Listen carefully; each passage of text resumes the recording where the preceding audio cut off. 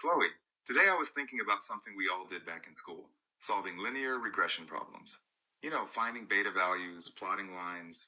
But tell me, have you ever heard of a company hiring someone just to calculate beta manually? No way. I mean, that's such a classic classroom exercise, but in real life, not really. It's funny how school focuses so much on formulas, but industry, well, it's a whole different ball game. Exactly. In the real world, linear regression isn't about crunching formulas by hand. It's about how reliable your predictions are, understanding uncertainty, and managing business risk. That's the real deal. Right.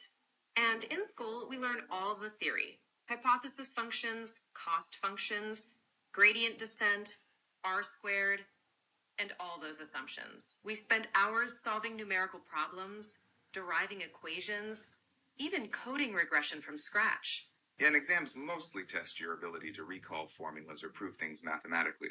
But in a job, nobody's asking you to derive equations on paper.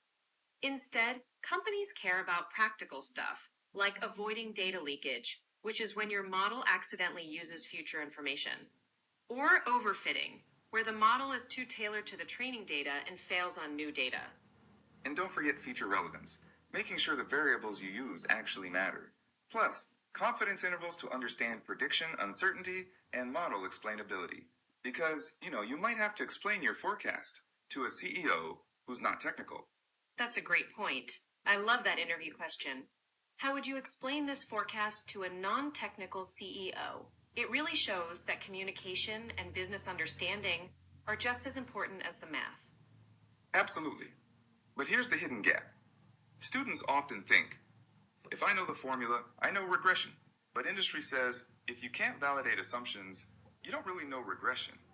Yeah, like understanding the bias variance trade-off, knowing when your model is too simple or too complex, or practicing cross-validation to test your model on new data, and being aware of data drift when the data changes over time and your model might break. It's like knowing how to drive a car, but not realizing when the road is icy or the brakes are failing. Exactly. And now with AI tools like ChatGPT and AutoML, a lot of the coding and formula recall is automated. Right?